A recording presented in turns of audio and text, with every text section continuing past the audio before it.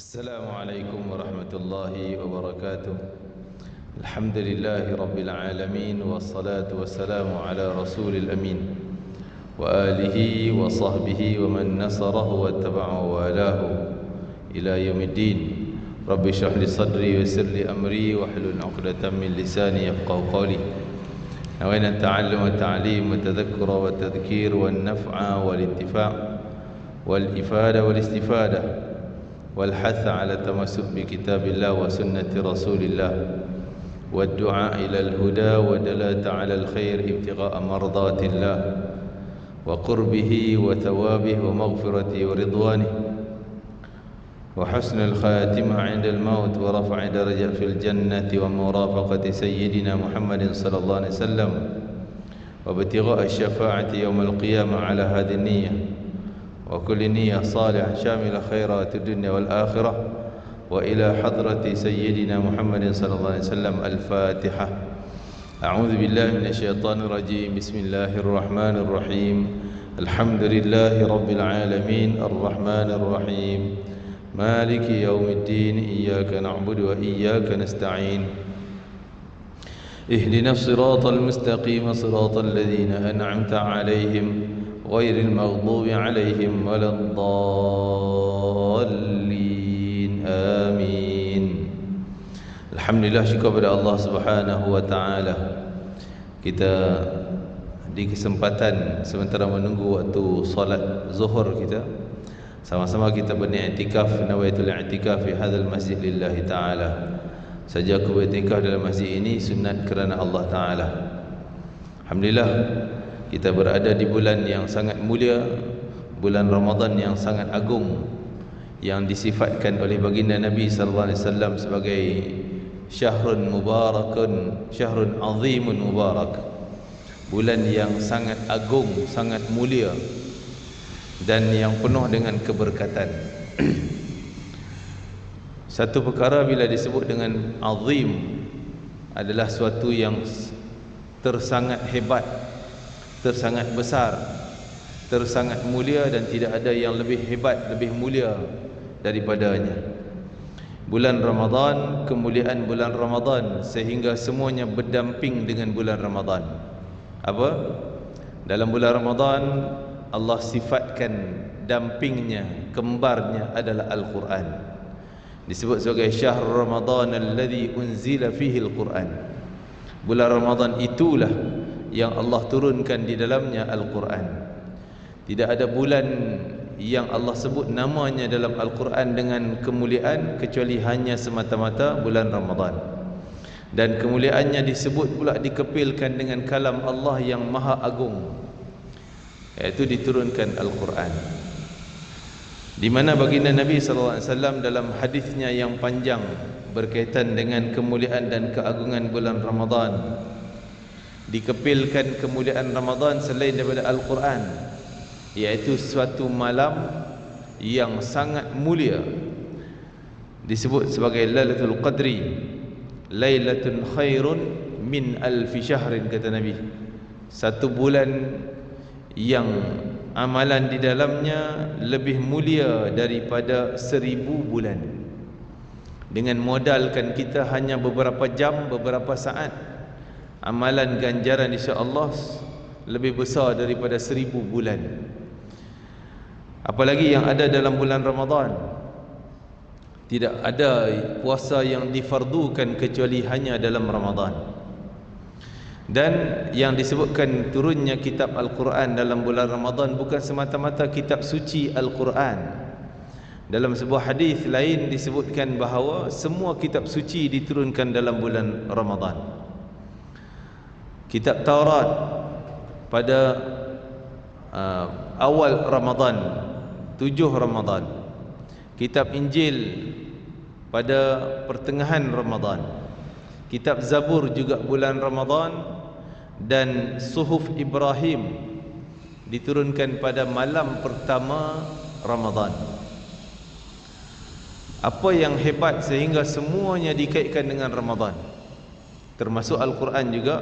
Jelas dalam ayat Al-Quran surah Inna anzalnahu fi lailatul qadr, sesungguhnya kami turunkan Al-Quran pada malam Lailatul Qadar. Dalam surah Ad-Dukhan Allah Ta'ala sebut, inna anzalnahu fi lailatin mubarakah. Sungguhnya kami menurunkan Al-Quran itu pada malam yang penuh dengan keberkatan. Jadi nak sebutnya bahawa bulan Ramadan bulan yang sangat agung, sangat mulia, sehingga semua dikaitkan dengan Ramadan. Quran, kitab suci, 4 kitab suci, Suhuf Ibrahim, semua turun Ramadan. Puasa wajib dikenakan di bulan Ramadan. Semua Lailatul Qadar, malam yang termulia daripada 360 hari malam tu, yang paling mulia adalah Lailatul Qadar, Ramadan. Peristiwa yang paling agung dalam sejarah Islam, iaitu Perang Badar, juga dalam bulan Ramadan. Jadi semuanya, malah Al-Quran diturun sehingga 3 peringkat penurunan Al-Quran, juga ketiga-tiganya dalam bulan Ramadan. Ketiga-tiganya dalam bulan Ramadan. Penurunan yang pertama di Lauhul Mahfuz, di dalam malam Lailatul Qadar, disebut dalam hadis 25 Ramadan. Dan daripada Lauh Mahfuz diturunkan sekaligus 30 juzuk Al-Quran ke Baitul Izzah. Baitul Izzah, tempat kumpulnya, tawafnya para malaikat, yang Nabi kata berbetulan dengan Kaabah di dunia. Bawah Kaabah, atasnya Baitul Izzah, sama dunia, di langit dunia. Tempat malaikat tak pernah putus, sehari 70,000 malaikat masuk untuk tawaf. Jadi turun ke Baitul Izzah Al-Quran, peringkat kedua turun juga dalam bulan Ramadan. Peringkat ketiga penurunan Al-Quran kepada baginda Nabi Muhammad sallallahu alaihi wasallam, malam pertama turun, ayat pertama turun juga dalam bulan Ramadan, yang kita tahu Iqra bismi rabbikal ladzi khalaq. Dan turunnya Al-Quran tu bukan kerana kebetulan malam Ramadan, kebetulan Nabi Muhammad pergi bertapa ataupun bersuluk, bersendirian di Gua Hira, kebetulan. Semua apa yang Allah atur ni bukan kebetulan.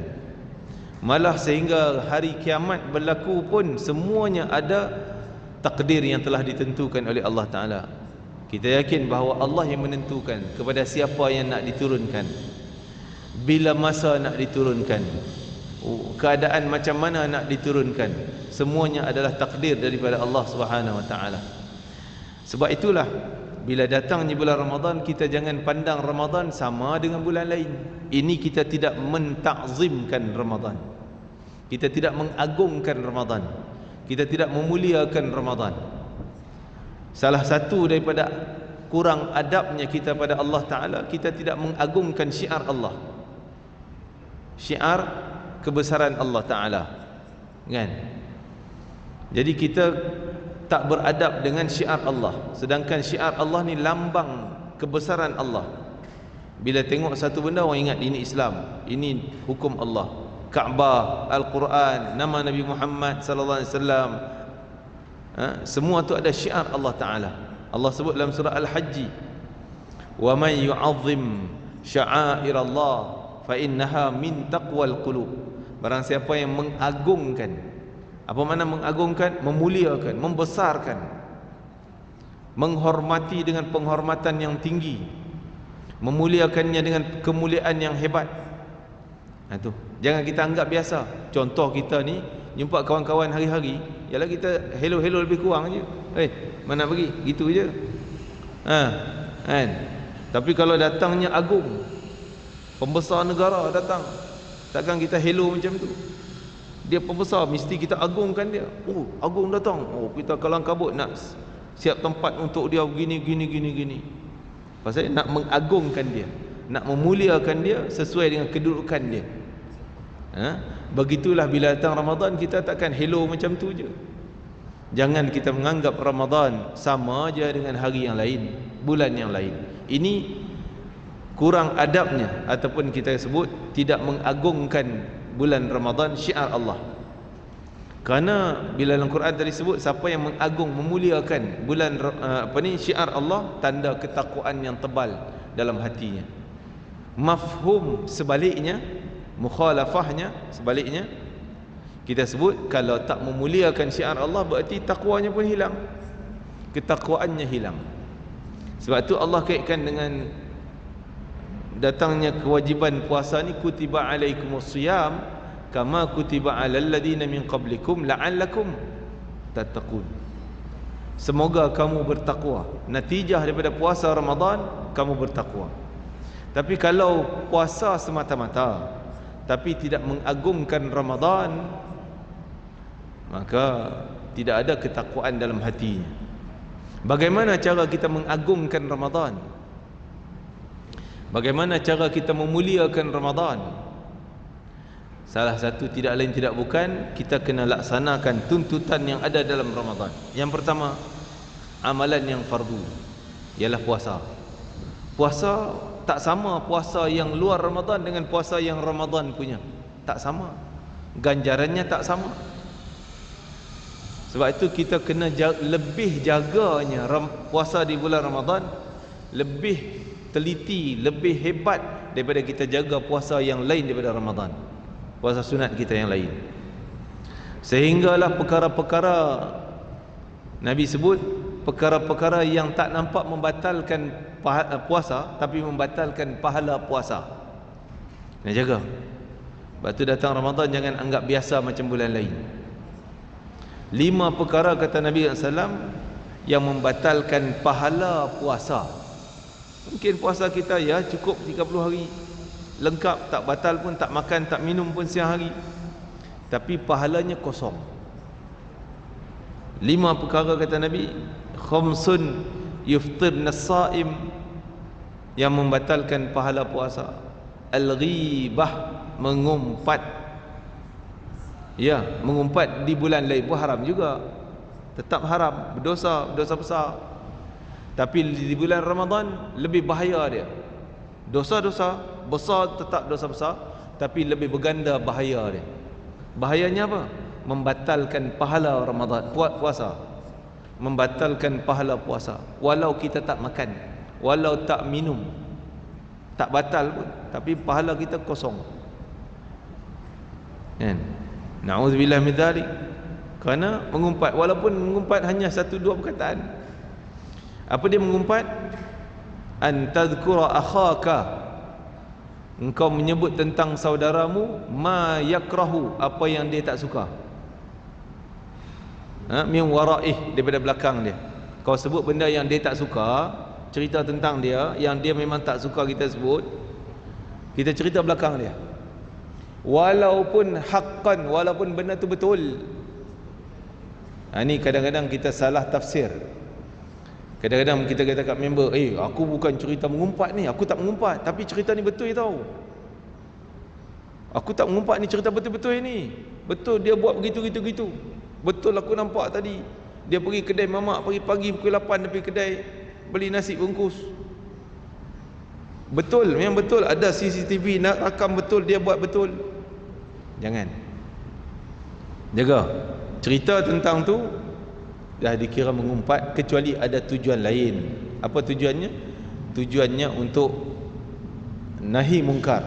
Kita pergi report polis, report jabatan agama, kita cerita kat kawan ataupun kat mak dia ke anak dia yang beli bungkus nasi supaya dapat cegah. Okey, itu tak dikira mengumpat, kerana ada unsur nahi ma'ruf, nahi mungkar. Amar ma'ruf nahi mungkar. Tapi kalau saja sembang, dia tu nampak je pak lebay, tadi aku nampak dia beli nasi bungkus. Buat apa kau cerita? Alah, sembang-sembang, sonok-sonok. Tak usah bagi pandang hebat sangat dia ni, macam tu. Itu mengumpat.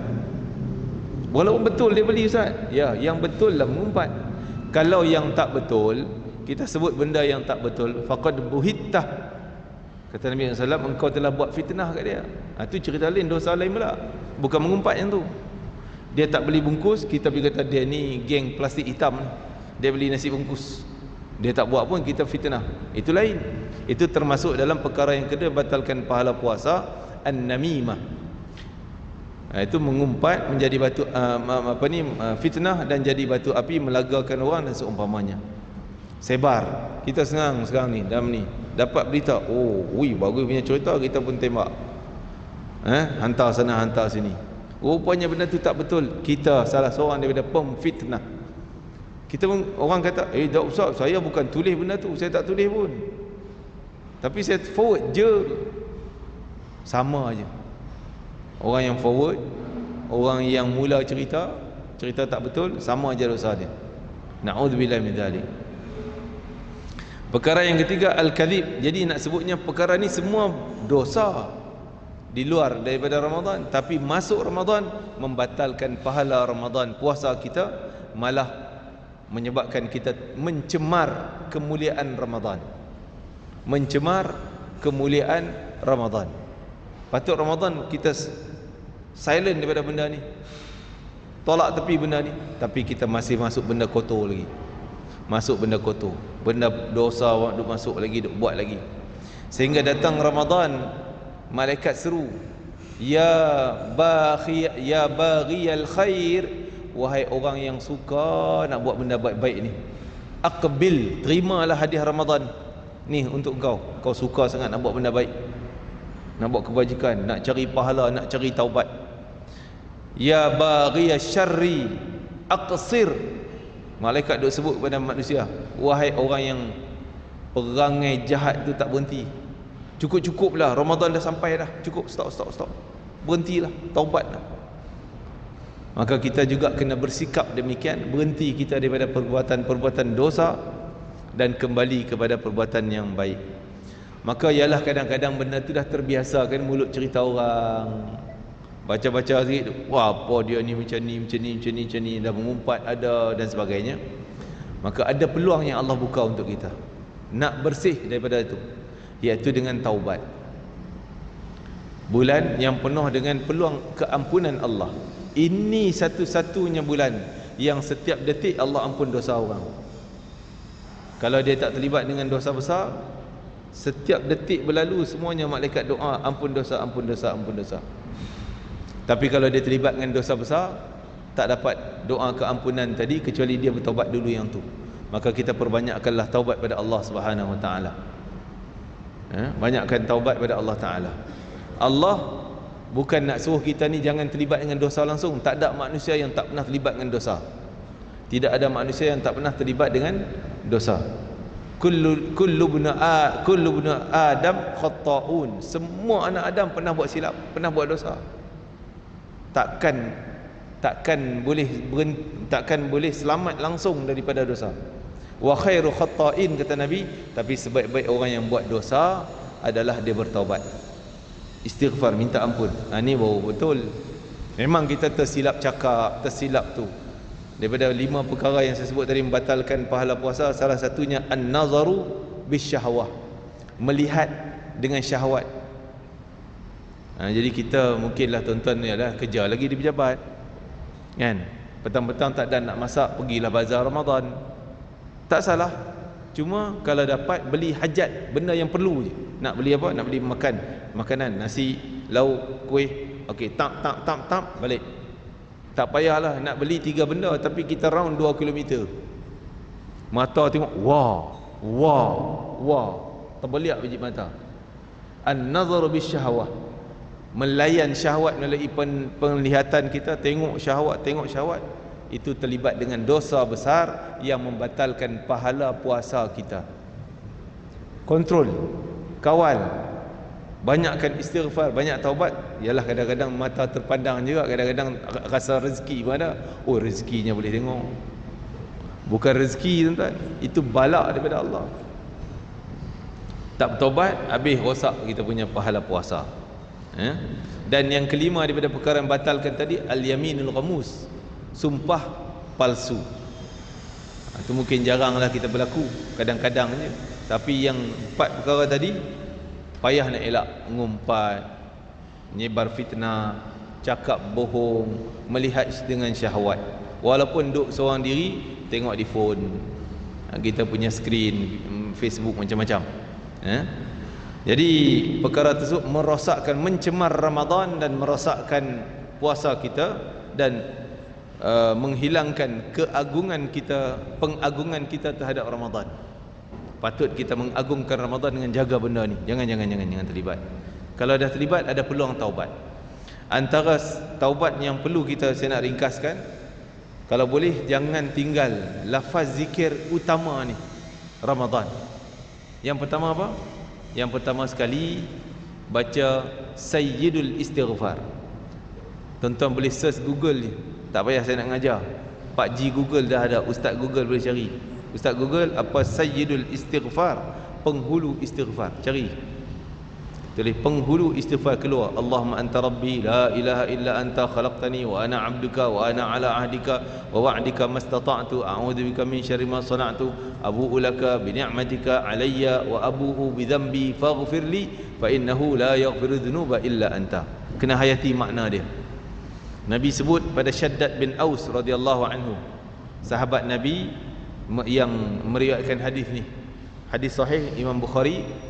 Nabi pesan pada Syaddad bin Aus, siapa baca lafaz Sayyidul Istighfar ini, yang ayat saya baca tadi, siapa baca ini di awal pagi, kalau dia meninggal penuh dengan muqinan, kata Nabi, baca dengan penuh yakin, maksud menghayati makna dia dengan penuh keyakinan, yakin sungguh. Boleh tengok terjemahan dia tuan-tuan, cari sendirilah.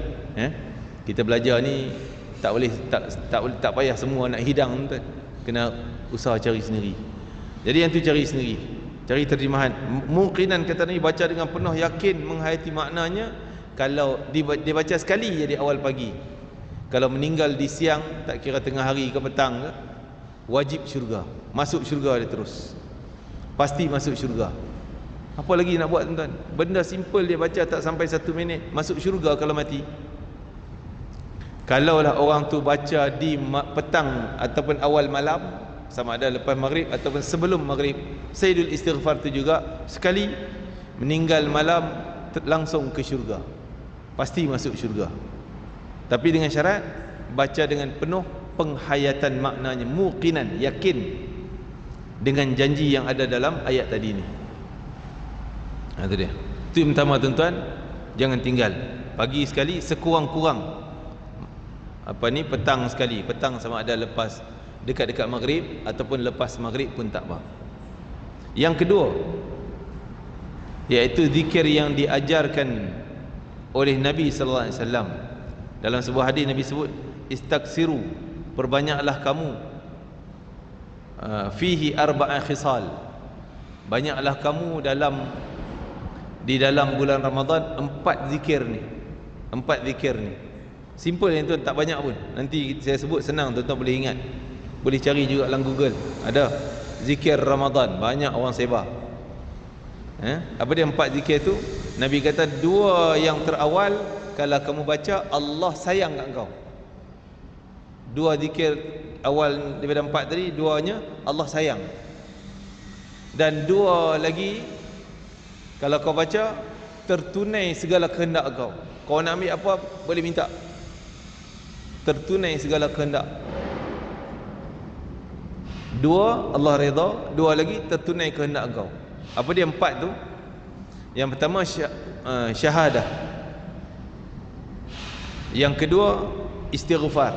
Apa dia syahadah? Asyhadu an la ilaha illallah, astaghfirullah.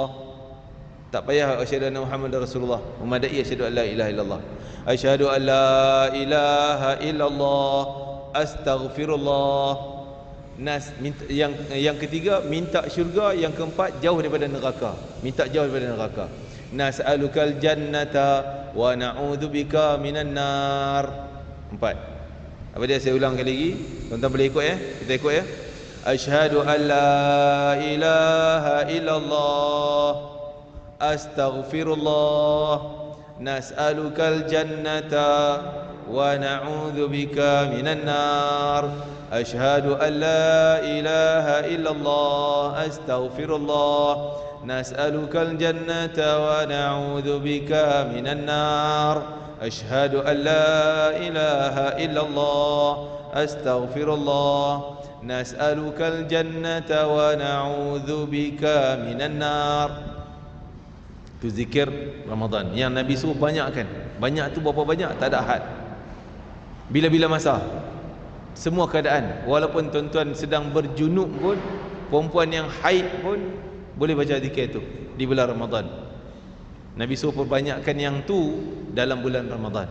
Maka kita jangan ketepikan daripada Ramadan. Okey, selain pada tu kita nak bicara tentang tadi taubat. Siang hari kita dengan ibadah puasa kita dah jaga tadi, jangan membatalkan dengan perkara yang batalkan. Malam hari dengan qiyamul lail. Qiyamul lail salah satu amalan mengagungkan Ramadan. Kalau kita tak buat qiyamul lail langsung, berarti kita mengabaikan Ramadan, tak muliakan dia. Qiyamul lail memang selalu dalam otak kita ni, bila sebut qiyamul lail, oh kena tidur dulu, pukul 2 ke pukul 3 kita bangun semayang sampai subuh, sampai dekat subuh. Itu qiyamul lail. Ya betul lah, itu sebahagian daripada qiyamul lail. Qiyamul lail ni kena mula dari bila? Lail tu malam, qiyam menghidupkan dengan ibadah, bangun buat ibadah di waktu malam. Malam tu pukul berapa tuan-tuan? Bukan malam pukul 1, bukan malam pukul 2, 3. Malam bermula daripada maghrib sampai ke subuh, itu sepanjang malam. Lebih kurang 11 jam, lebih kurang macam itulah daripada maghrib. Berarti kalau dapat kita hidupkan malam bermula daripada maghrib, walaupun sedikit, ialah kalau kita bangun sahur, kita sembahyang 2 rakaat, alhamdulillah kita ada qiyamul lail sebahagiannya. Tapi kalau kita dapat panjangkan, banyakkan qiyamul lail kita bermula daripada maghrib, apa kita nak buat? Sebahagian orang buka puasa di masjid, alhamdulillah. Bukan tujuan buka puasa di masjid senang ustaz, tak payah nak masak.